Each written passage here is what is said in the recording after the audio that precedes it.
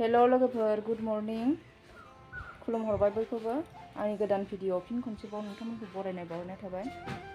आङो दिनै रिजाल्ट नायहैनो थांनो नागिरदों आरोना फिसालाफोरनो रिजाल्ट होगोन दिनै स्कुलाव थांनो नागिरदों। ओंखारखांबाय नै रिजाल्ट नायनानै फैनोसै जि एसे हायो दिन्थिलांगोन आरोना आङो रिजाल्ट नायनायखौ। ओंखारबाय आं नै थांसै।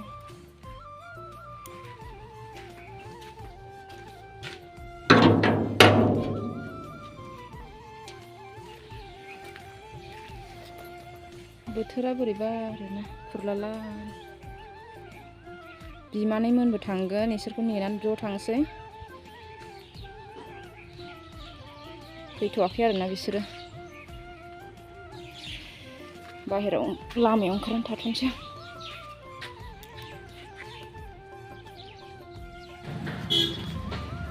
फैदो मोनफैबाय लोगोफोरनि स्कुलाव माखासे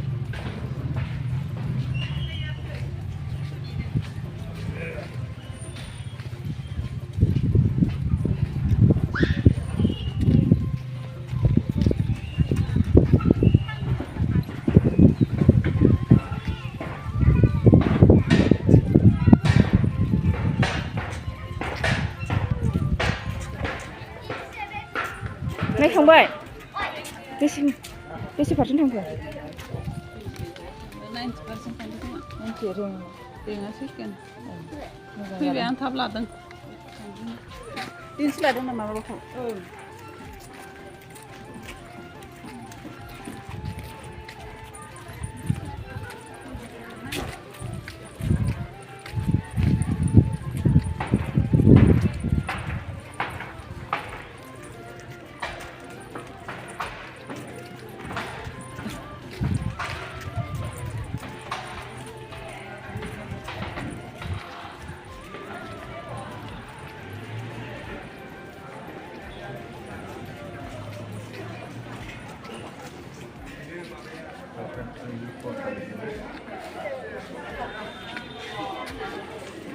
नायखांबाय लासै मा क्लासनि माथो लगाय लथाय होजोबदों एबार ना? क्लास 3 ए सानफुंसार नार्जारि ओमफ्राय बि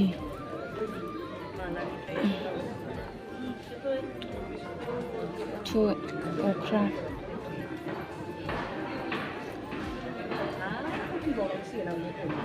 थ्रि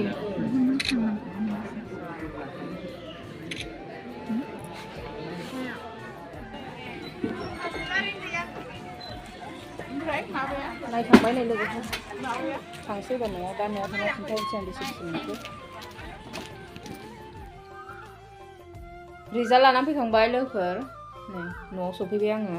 बे नङा दखानावबो हाबबोबाय ना लानानै फैबाय मैयानि मैथा लाबोखानाय दङ बेजों जानोसै ना। बेसे पारसेन्ट थांखो फिसाला उन्दैया? आंना 91 हा 91 ओमफ्राय रेंकआ बेसे थांदों? 91.3 ओमफ्राय रेंकआ 3 रेंक थार्ड रेंकआव थांबाय आरो फिसालाया एनुवेल परिखायाव। क्लासाव मोनखो मा क्लासाव मोनखो बाबा खिन्था? 3 एबार मा क्लासाव मोनखो? 3 English MIL Hindi maths general science social गैथ'आ आरोना बिसनिया कम्पिउटार दं मरेल साइन्स दं। बेयो जाबाय दाख्लै हाबियालिनि नैबे हाबियालियाव नै हाबियालियाव 67.2% थांदोंमोन। मानो होनबा फिसालाया गासैबो परिखाखौ होजोबनो हायाखैमोन लोमजानानै होनो हायाखै आरो परिखाखौ हाबियालि परिखाखौ माबा परिखाखौ होनो हायाखै मरेल साइन्सखौ होनो हायाखै आरो नैबेयाव माइनर साबजेक्टफोरखौ होनो हायाखै आरोना लोमजानानै ओंखायनो बेयाव पारसेन्टआ खम। मेन साबजेक्टफोरखौ होनो मोन्दों माइनर साबजेक्टफोरखौ होनो मोनाखै आरो ओमफ्राय बेनि थाखायनो बेयाव पारसेन्ट खम। ओमफ्राय नैबे जाबाय बिनिफ्राय नैबे जाबाय एबारनि एनुवेल परिखानि नैबे इंलिशाव 80 एबारनियाव माबा मोनदों आरोना 80 बेयो 91%, 91.3 मोनदों। थार्ड रेंकआव थांदों एबारनियाव।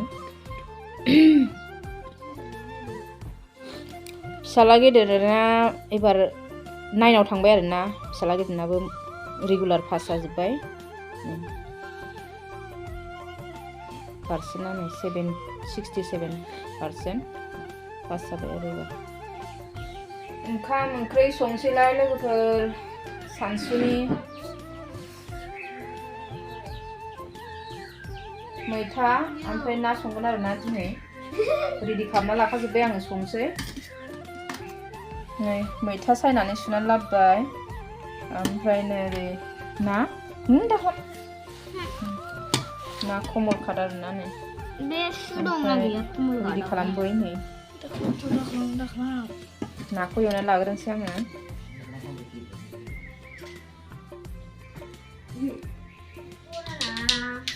संख्रि लगायनानै लाखानोसै आङो। एवनानै मेगना आलु जोब्बाय नानि मेगना। यो फागिदों नानि मेगन। आयौ नानि मेगनखौ देखाय।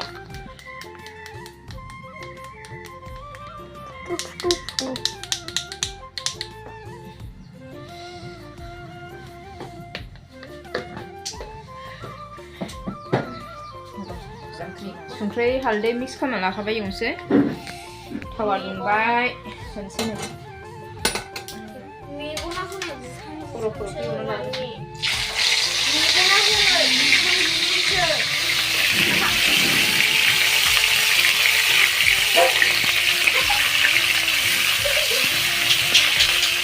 खांना दोनसै आङो।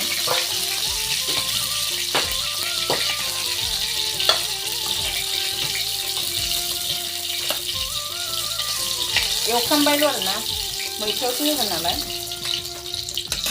दा मैथायाव मैथा होबावनोसै आङो।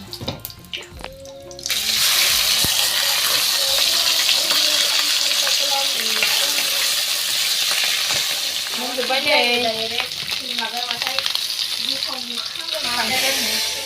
जाबाय आरोना। एवफ्रामजोब्बाय। एबारहाय मैथाखौ एवनानै लानोसै।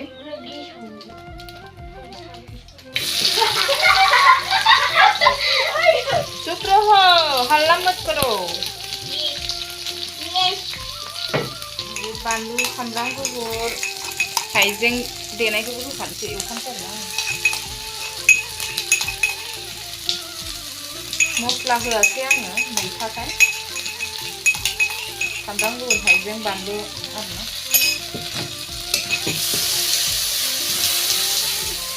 होनसै आं मैथाखौ।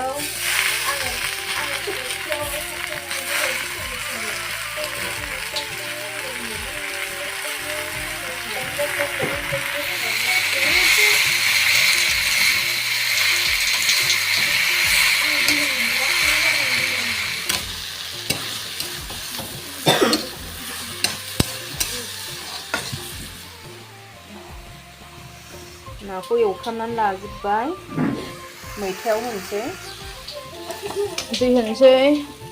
दै होनसै नै। रजासिगोन नामाथाय।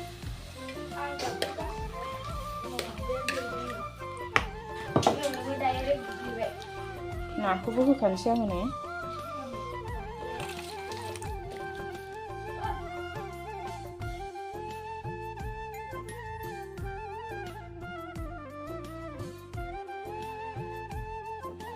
खोबजोबनोबो हानाय नङा आरोना मैथा ओंख्रि ना गोदौफावजोबो। ओरै खायलें खोना होनसै आं एसे।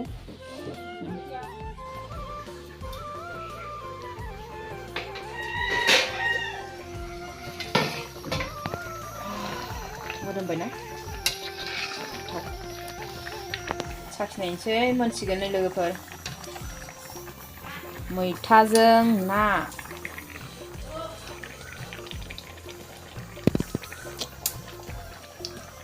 नांबाय संख्रि नांबाय। गोथावबो जाबाय ना। खांसै लोगोफोर बेखौ। ओंखाम मोनबाथाय जानोसैलाय नै। ओंखामा गाबथ'वाखै सिदि मोनसिगोन आरो। संख्रि होखाबाय। ओंखाम जानोसै लोगोफोर नै। सामब्राम होनदों नोंनो सामब्राम नांलायगौ आंबो जादो मोजां बासिना जानाया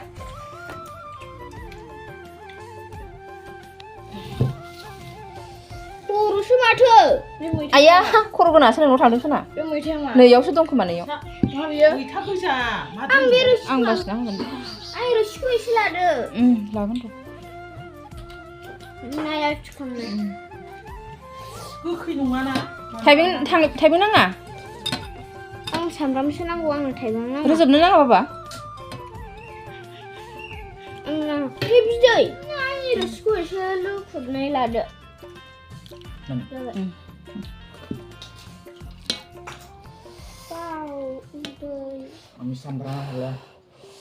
नैयाव दं टिफिनाव हाना लाहो जानोसै लोगोफोर बिदिब्ला इयावनो दोनथ'नाय जानोसै भिडिअखौ